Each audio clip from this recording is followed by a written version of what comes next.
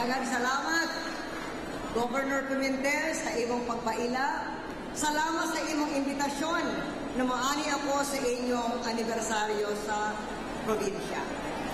Busa, kaninyang tanan, malipayong anibersaryo Surigao del Sur.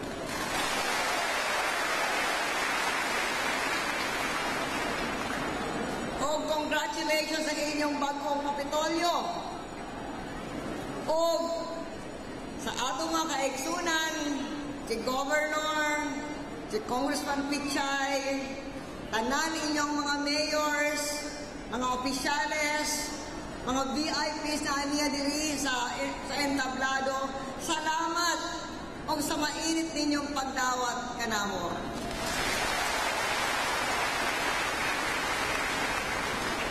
Congratulations sa kakugi sa pamunuan, sa pagpamuno ni Governor Pimentel o Congressman Pichay, aron mo ayo ang kinabuhi sa katauhan sa Surigao del Sur.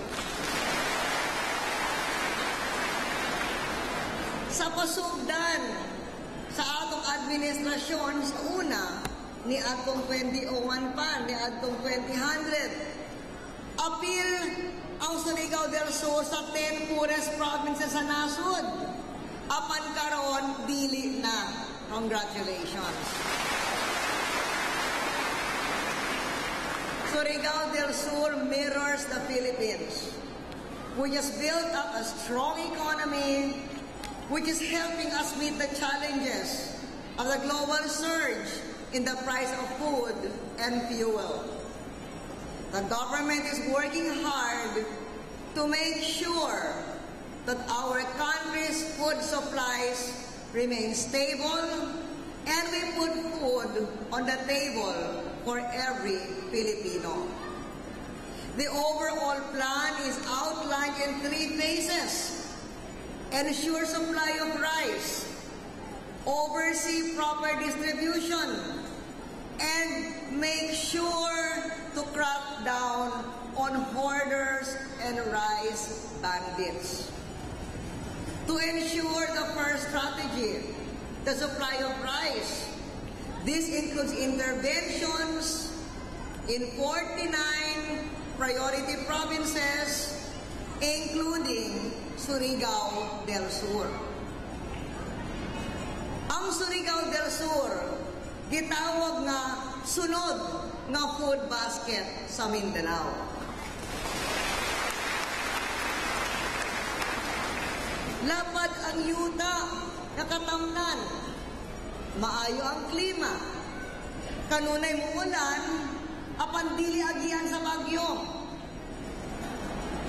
Compared to other provinces also, your irrigation systems are more efficient and better utilized, resources are readily available, farmers have better access to information, and are willing to try new technologies.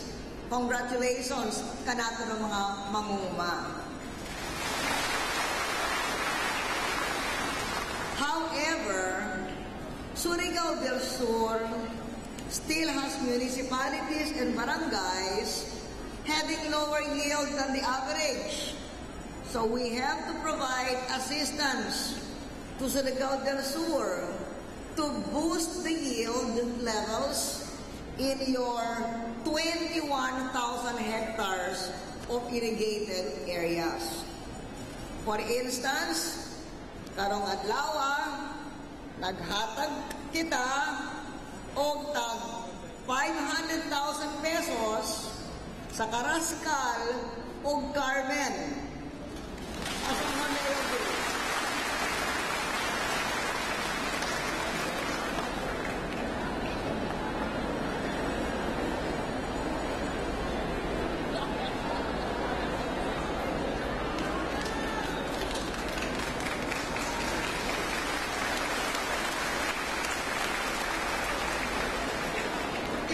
na cheque mo alang sa Mindanao Rural Development Program. Una, gamiton sa produksyon sa bugas. Kaya appeal man sila sa rice granary sa Surigao del Sur. Intervention for Surigao del Sur will include our Fields program, FIELDS. F for fertilizers.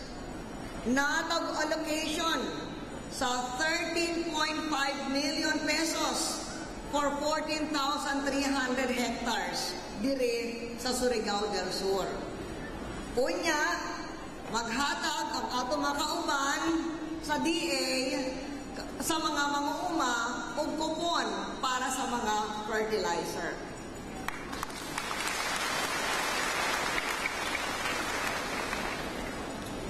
Ang I for irrigation and infrastructure.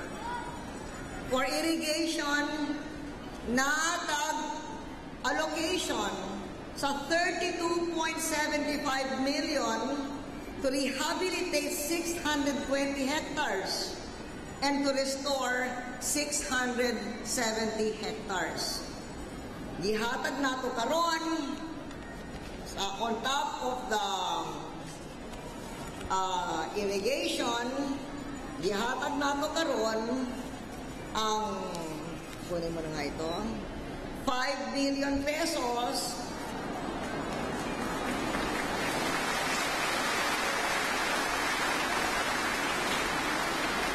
alang sa mga farm to market roads paadto sa Tago ug San Miguel na appear sa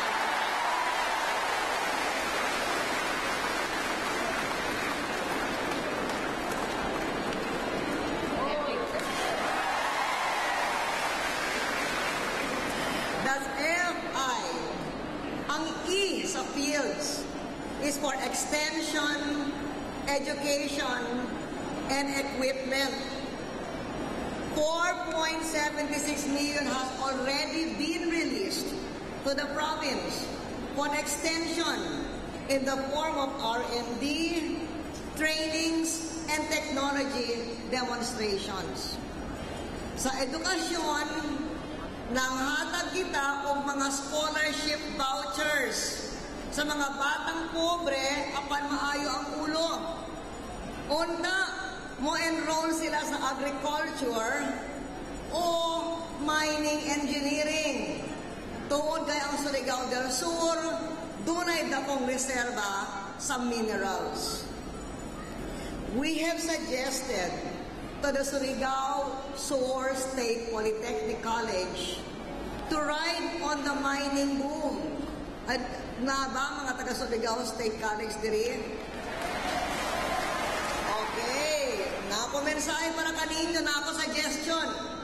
Ride on the mining boom and offer mining related courses so that homegrown human capital stock that will feed manpower needs can be developed.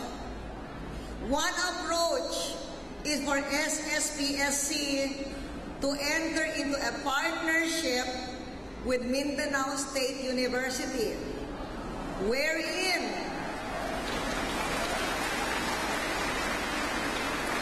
wherein 2 years of free BS mining engineering can be taken here, a technician course under the VOCTEC ladderized scheme, which can later be credited if one will pursue the full degree in MSU. Because this consortium will be a two-way street. SSPSC can host MSU students who will do field work and mine site practicum. SSPSC should also expand its academic menu to include environmental sciences, given your abundant forest and mangrove resources which can serve as natural laboratories.